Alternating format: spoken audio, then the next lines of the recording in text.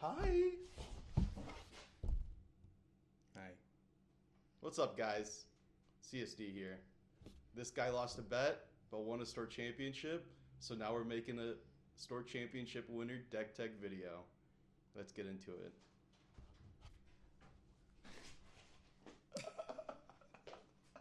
Is that the end? All right.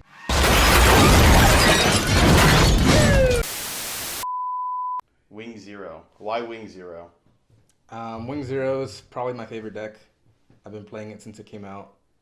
Mainly for Death Scythe, but that card kind of sucks. So I still love Wing, and I love the deck overall. Still think it's pretty good, but I'm excited for the new support it's getting for sure. Why not Wing? No. Fuck! Why not Death Scythe? Death Scythe's too slow, especially in the meta right now with all the aggro. So I can see it being good in the future, but right now it's just not the good time for it. That's fair. So let's get into it. All right, cool. So to start off, of course, we're doing the 4-Wing Zero. He's the main boss of the deck. You need to see it, so you need to play 4 copies of it. Starting off from the top to the bottom, I guess. Next up, Triple Justice. And why do you prefer Justice over just like other support boss monsters? I know a lot of people have been using the Suppression Unicorn recently, and other people also just play Ultron. So what was the decision for Justice over those other two options? So I really like Justice because it has so much utility. Just on paper, you're getting 7/7 in stats for 5 cost. So that alone already is really high value. It also spits out a body separately, which is also a blocker. So you get utility in the sense of a blocker for aggro and an attack if you do need it for another turn. A small niche that comes up very often, surprisingly. If you play a second Justice, of course you get another token, but if you pair the Justice that was already on board and swing with it, you give the new Fatum token pretty much rush.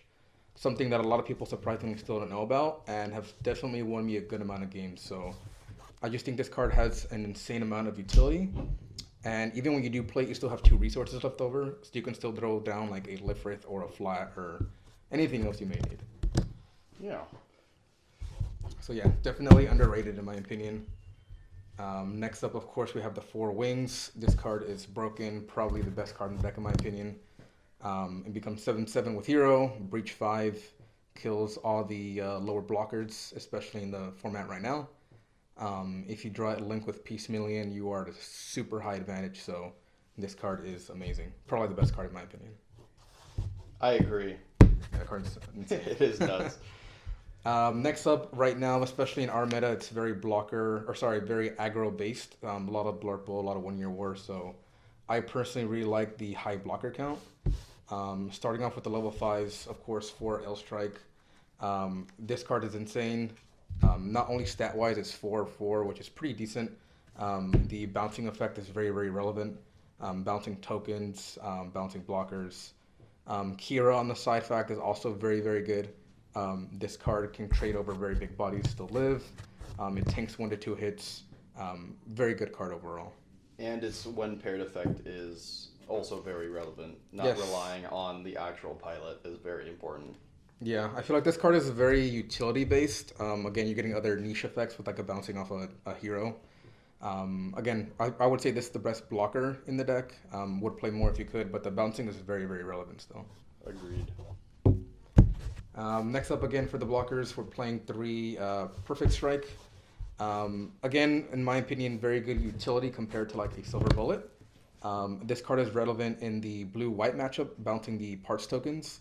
I think blue-white is one of the hardest matchups for this deck, so kind of something to give you a little bit of an extra push. Again, with the utility, it's good against 1-year war, bouncing the little tokens, which gets you a little bit of side value.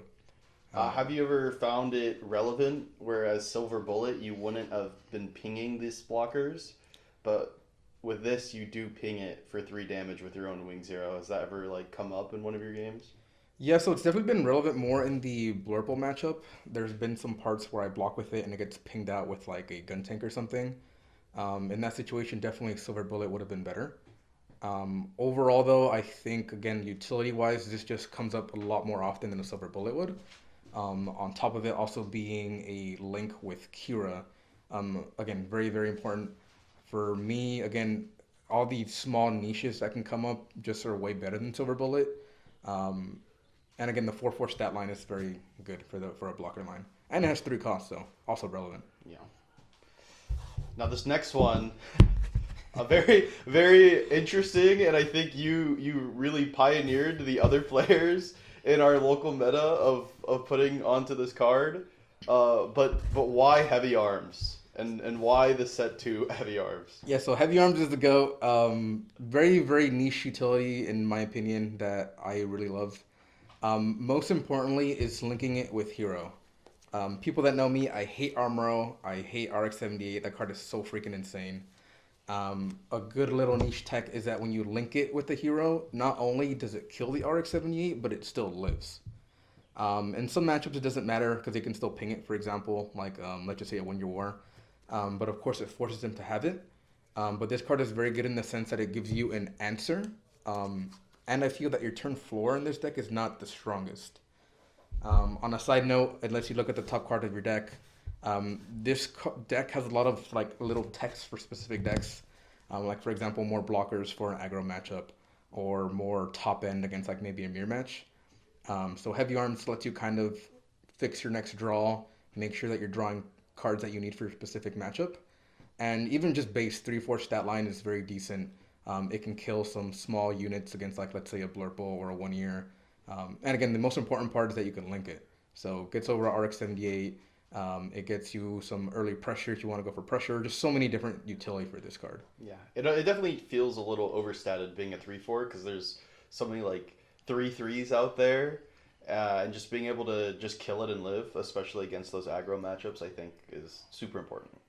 Yeah, I've been playing this deck for a really, really long time, and I've always felt that the turn 4 was definitely your weakest. You don't want to be playing more Lifris. You kind of want to put it for your turn 3 or maybe even a little bit later. So I felt that this was, again, a very good turn 4 and all the utility that I mentioned earlier. Next up, Staple. This card is a love-hate relationship. This card is so good yet so bad. When you see it linked with Kira, card is absolutely insane. This card has won me so many games against a Blurple, against 1-year War, even in like mirror matches, killing over like a Lifrith where they swung early. Unless you punish, give that -2. Stat-wise, it's pretty decent as well. It gets over the Lifriths and the Flats being a 4/3. It's just really bad when you don't see it with Kira. It's just literally a 4/3 body. It sucks because in the red-white matchup, it can get improvised technique. It has that 3 HP threshold that you don't want to be at. And it dies by your own wing 0, which is another kind of a downside. But I think in the current meta, you need to play this card, and you need to see it early against your aggro decks. Definitely a love-hate with this card. Yeah. Yeah. You have to play it, though. I've been in a lot of builds where I've cut it, and then I'm all like, no, again, you need a turn 4, and you need the bouncing effect against aggro. And then next up again, our area is very, very aggro-based, so we're playing 4 Lifrith, 4 Flats. I personally, again, don't really like doing this just because late game you don't want to see them. You just want to see them early. If you're playing against a mirror match, the card's not great. If you're playing against a red-white matchup, the card, again, is not that great. But again, you need to play it. Stats are good in the sense of being a 2/4. But in my opinion, you need to see at least 1 to 2 with every opening hand, which is why I max out at the 8 copies. And I know in set 4 you found a lot of success. Do you think it's because you get to play 4, or sorry, not 4, but 8 Lifris over having the 4 Rick Diaz? Do you think that has made a difference in the deck? Definitely the Reek DS, although it is a very good card, and I can see why people would play it. I just don't like it because it gets pinged out way too early against the Blurple matchup. And it also dies against the 1-year War matchup way too easily. They almost always have a ping. They have the, what's his name, Rick Dom, the one that has Breach. Mm-hmm. That's also something that you can't block because they still get the Breach. Having that 4 HP threshold is very, very important for this. And if for whatever reason they don't see the ping, you get insane value from this card. So definitely don't like it in the long run. Definitely will cut it when the format slows down a little bit. But having 8 is really good. You see it a lot more often.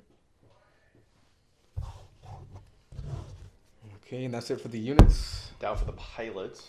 For the pilots, all we're playing is the 4 Hero and the 4 Kira. Both these pilots are absolutely insane. Depending on the matchup, I personally think Kira is a lot better than Hero. Again, just because you have so many links in this deck, you have your Sword Strikes, your Air Strike, Perfect Strike. All those cards link with this card for, again, so much utility. The -2 also comes up in niche situations with the Wing. You can attack over a little guy, give it -2 breach, keep your guys very healthy. Um, and of course, Hero with your Wing links, very OP stat lines. You just need to see them. So no need to play the other one, which would be Wu Fei. You're not playing any of the Shenlong package, so no point. Bases. Next up, the bases. We're playing 4-piece million. This card is OP. I love this freaking card. Whenever you see it with a wing or even a wing 0 late game, you get so much insane value. Of course, it's also a 6 HP. The only drawback, of course, is that it's level 6. Honestly, in my opinion, I don't really think that matters, especially nowadays since you have so many blockers. You definitely have a turn 3, turn 4, turn 5 play with like your L strikes, all your blockers. So it being level 6 honestly isn't really relevant. I've had maybe one game here or there where I'm like, dang, I need it early and I can't play it. But all of the value that I've gotten from it, pretty much healing with the wing, this card is just so underrated in my opinion. I would never play the 2-drop one anymore, just because again it's good. It's an 06. It's good against early pressure decks, but that's what we're playing all those Lifrits for. So you have some sort of answer to the aggro. Yeah, the healing super relevant. Just getting more and more value off a Wing Gundam, especially in that mid game fight, really makes your end game just so much smoother. Especially when you have to outpace decks like Blue White, where they're just drawing a shit ton. So just being able to trade out and keep those units alive is very important. Yeah, this card is really good. And then lastly, the few commands that we are playing, we're playing the 4 Overflowing and the 2 Graceful Demeanor. This card is a 4 of, in my opinion, every single time, especially in this deck. It's very bricky. There's a lot of dead draws early, so you want to make sure that you can fix your hand. And again, I find this deck to be very utility based. So if there's too many blockers in my hand against like a mirror match, I don't want to see that many blockers, so I'll discard one. Or if I have too much top end against a aggro matchup, I'll discard the top end and search for blockers. This card just fixes all your hands that are even late game. It's a very good draw. Lets you find your links, lets you find whatever card you may need. And then of course the Graceful Demeanor. I feel it's a card that we need to play right now. Again, going back to the aggro. So many niche utilities that it has, bouncing a token, striker pack, even against blockers. You can bounce a couple Lifris right now, like in a mirror match, and get some big damage. Some side utility that I've gotten with this card is, again, like with the Fatum and the Justice. You play so many bodies that you kind of have like a staring contest against your opponent. You put a bunch of blockers, they put a bunch of blockers, but yada yada yada. Late game, you can Graceful Demeanor some blockers and get some surprise damage, which again has won me some games here and there. And then for Overflowings, I know you're a base rarity guy. Why that art in specific? This art is the baddie artwork. Yeah. Definitely based. Side note, whenever I upgraded to this different alt art, I've been winning a lot more, so yeah. True. Definitely better rarity. So, your current record on Wing Zero is, how many rounds was the Sword Champ? 6? Yeah. Fucking 20-1 Something like that. in what, 3 new types, 2 tops, 1 second place, into a Store Champs. What do you think has been the biggest difference from GDO3 to GDO4, where you found way more success with this deck? Definitely the Lifris.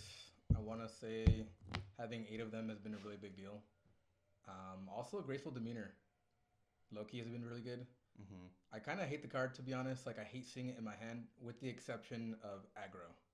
I feel aggro's always been the gatekeeper for this deck, and now you have so many more options. Agreed. So, besides that, I mean, yeah, the deck's pretty much the same, with the exception of the blockers and the Graceful Demeanors. I know in the Store Champs in the finals, we were all crowding around And you're speaking about graceful demeanor. I feel like that card did a lot in that match, and why do you think that card? I would say probably won you the game there. For sure. So my opponent was going for game against a blue-white matchup, and I just Graceful Demeanor two of his small bodies, some blockers, and I feel like it really caught him off guard. His game plan went from going for game to a lot more turtle defense. Um, I think it kind of messed with them, in my opinion, especially being such late game. It's not a card that you really expect. Next turn, I was able to go on the aggro, and I just went for game. Um, Surprisingly, in my opinion, I just think again it's kind of the surprise factor of the card. Hmm. When you're playing against the wing, you're so focused on the wing zero, on the blockers, yada yada, that you don't really consider the graceful demeanor. And in your opinion, with how you've built your deck, have you been finding yourself struggling with aggro, or what do you think is like your worst matchup? I know you played a lot of blue purple at the store champs, and obviously you did really well against them. Do you think there has been a big shift now that blue purple is more popular than 1 year war, that your deck feels better into it, or even like worse into it? So I guess if I had to say my toughest matchup, it's probably going to be blue white still. Hmm. Just because again RX-78 is such a broken card if they see it early, and I think victory is the number one problem. Yeah. If they see that card early, especially with the link, they're drawing cards, and you can't really answer it. You need to see an early link, you need to see a Kira, you need to see your hero, which is again why I'm playing all those small early links like Hmm. the heavy arms. The issue is that most of the time when they have it, they have a blocker with it. So if they have a blocker, they're attacking, they're drawing cards, they just gain so much advantage. Besides that, in the aggro matchup, I'm actually very comfortable with it, Hmm. especially with their area having so much of it. It's always a pretty straightforward plan, at least when it comes to me. Hmm. Hey, defense, live, right? Hmm. And I'm kind of with the mindset that they're always going to have an RX-78 link, so I'm always kind of strategizing around that. And of course, if they don't have it, then even better for me. So I'm very, very comfortable against that matchup at this point. And I guess another big question from all the fans is, how do you prevent yourself from bricking and having too much top end, or you know not enough top end in specific points of the game? So for me, I want to say I'm mulligan like 70, 80% of the time, to be honest with you. Yeah. I'm very quick about it. I look at my hand and I need specific cards. If I don't see 1 to 2 Lifris, if I don't see a overflowing, if I don't see a early link, I immediately throw the hand away. Mm. Even if I think it's very good, like, hey, I have my wing zeros, I have a base, all that fun stuff, I don't care. In priority, I want to say I want to have at least 1 to 2 Lifris and at least one Kira if I can, or like an overflowing. If I don't see anything of that nature, then I'm throwing the hand away. Of course, there are exceptions, right? If you see like a really decent hand, but those are the main cards that I look for. Nice. Well, with that store championship performance, what do you think was your biggest struggle, kind of like during that tournament, or was it just another locals for you? Honestly, I want to say the biggest struggle, at least for this specific tournament, was Hmm. just the matchups. Looking around the event, there was a lot more wing matchups. Hmm. Not to say that's a bad matchup per se, but my deck build is more against like an aggro matchup, more defense style. Hmm. I have seen some people play the Shenlong package for wing, which is a very big counter against me because I'm playing so many blockers. Most of the time, that at least in my opinion, that deck build isn't that good because it struggles against aggro. Hmm. So I just want to kind of avoid them because I'm already at a disadvantage. If they have a Shenlong, I have a blocker. Ultimately I'm gonna lose. So it was just like any other more tournament, like any other thing, any other day. But just being wary of those other wing matchups. If they're playing Shenlong, I'm at a big disadvantage, so I need to kind of change my game plan. Go a lot more aggro. Besides that, I guess I kind of want to play against aggro nowadays, just Yeah, because I'm so ready for it. true. Um, I guess, what are your like hopes for this deck going into set five now that you know we're gonna be getting a new Hero Yui and Endless Waltz Wing Zero? I'm very excited for next set. If I had like a wish list, I want to see a really good Death Scythe. One that's not level 6, one that's maybe a little bit lower end with a good value. I know we have like the level 4 Death Scythes, Yeah. but theirs are not good at all. So I want to see different cards, some more love with heavy arms, more love with Death Scythe. I kind of want to change the strategy of it being like, hey, wing zero blockers. I want it to be more, again, utility. I like the utility aspect of it. More like tempo based, more yeah. Yeah, like a level 5, I think what the deck needs. Cut Mm-hmm. out the L strikes, cut out the perfect strikes, Mm-hmm. put in a level 5 death side. That does something. Yeah. For sure. Well, thank you for coming to the Wizard Tower. Uh, I like what you've done with the place. Thank you. Yeah. You good job on your Nats invite, and you know, here's to hoping more of us. We'll get there to go with you. Yeah. Right now we're at three of the boys. But here in the Wizarding School, we're just still trying to push for more. So we'll see how that goes. Fireball.